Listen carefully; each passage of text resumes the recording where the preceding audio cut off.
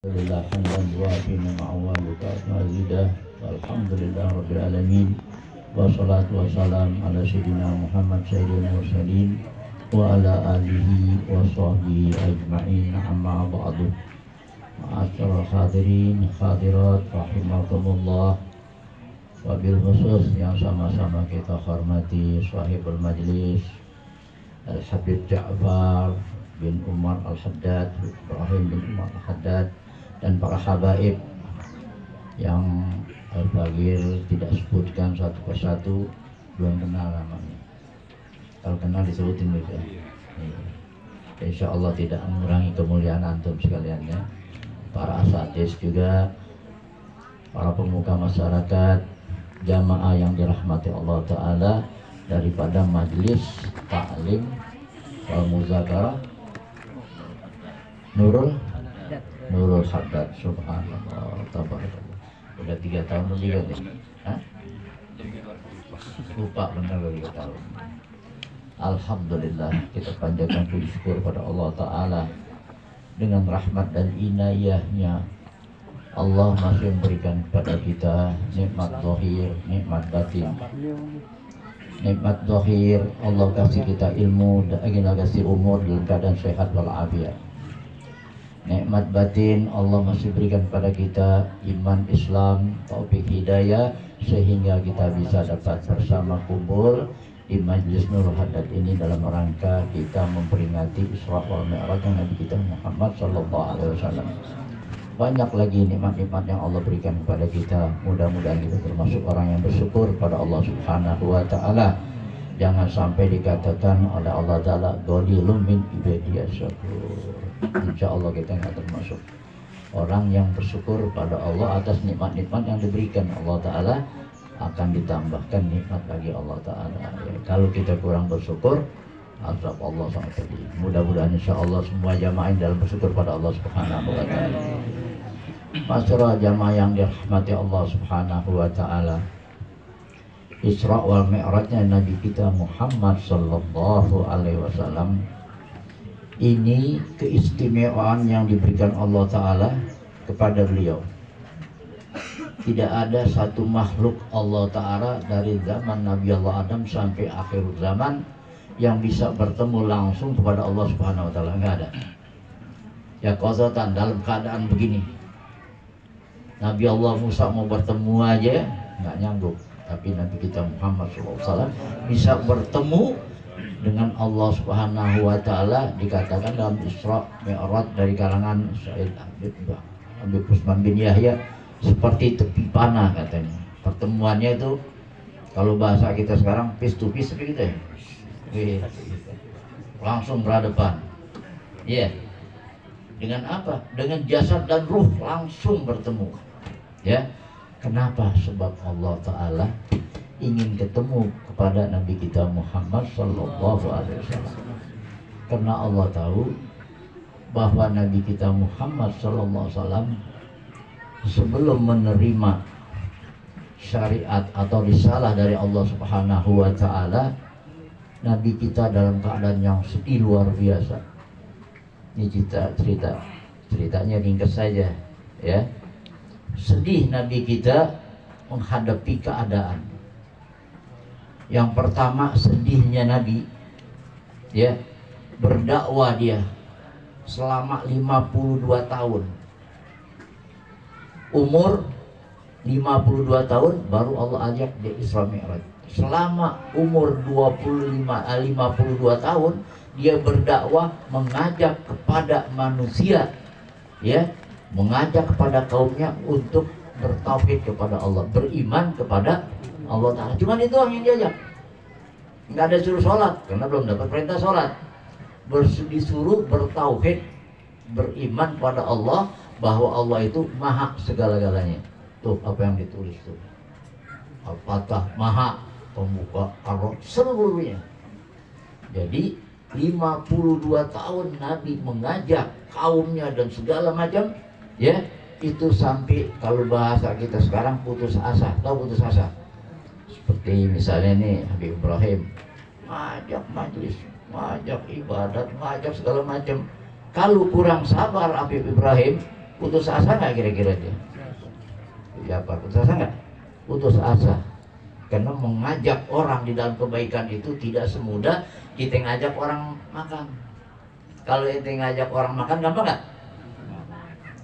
Gampang, kita undang ya kita makan sama-sama. Wow, udah. Sampai lagi jurusan tahlil. Udah. Jurusan tahlil.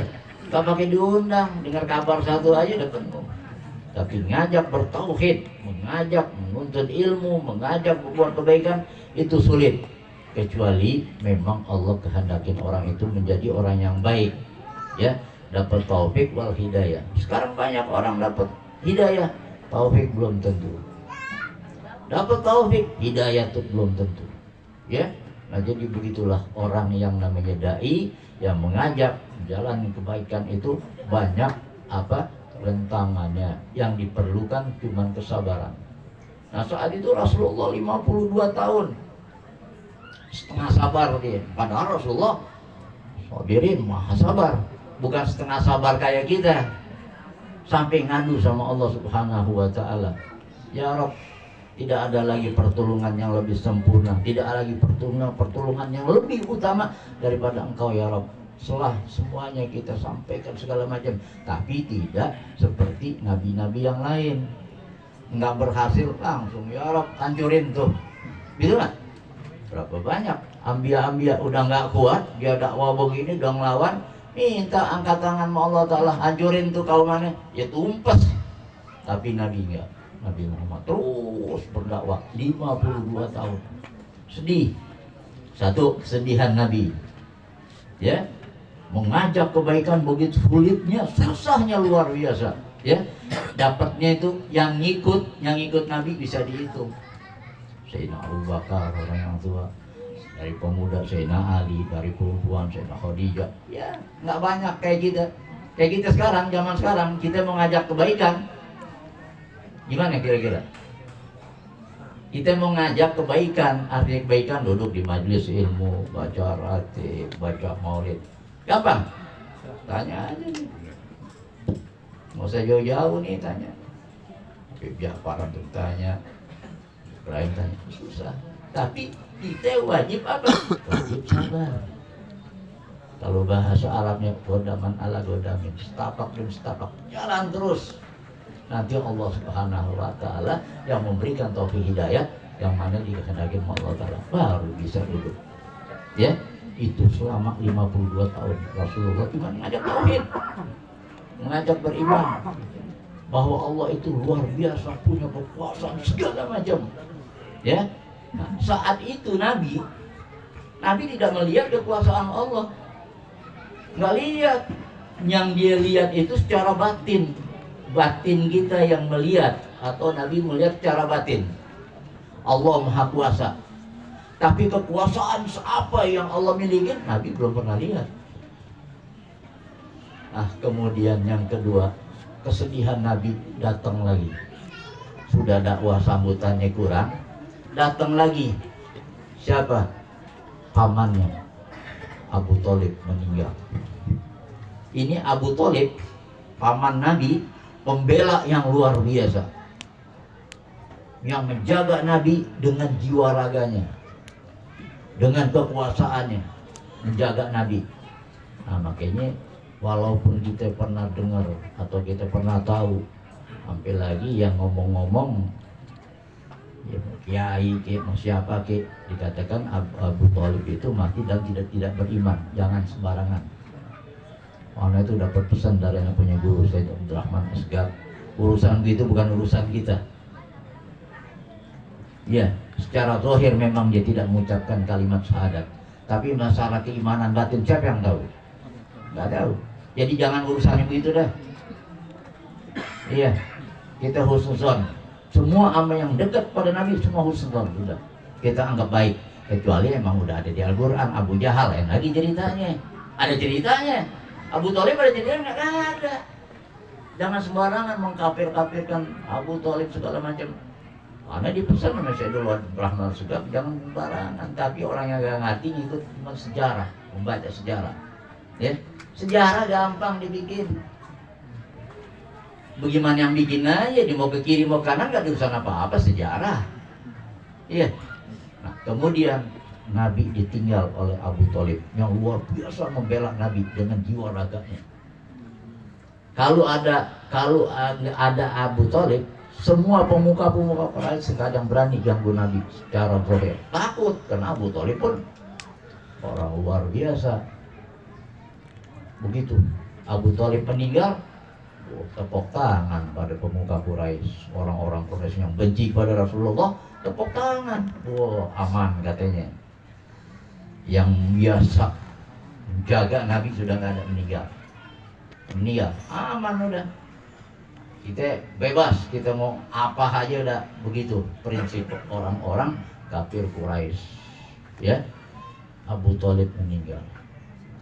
Nggak lama, berselang berapa bulan, meninggal lagi seorang yang paling dicintai, yang paling menghargai, yang paling segala-galanya, Siti Khadijah, seorang perempuan istri yang luar biasa membela Nabi kita Muhammad SAW, bukan sebagai istri aja, sebagai apa? Donatur kalau bahasa kita. Ini ada donaturnya nggak Nabi? Oh, aman udah, ada donatur aman udah. Apa perayaan yang penting donatur, tanya deh yang bikin. Tanya aja udah, kalau nggak ada donaturnya jadi nggak? Sama Bebani juga nggak ada donatur nggak jadi bikin maulid kemarin. Donatur yang paling utama. Makanya donatur itu artinya donatur orang yang membantu di dalam kebaikan. Siapa? Orang kaya kalau bahasa kita. Orang yang punya duit. Orang yang punya duit jangan banyakin zikir.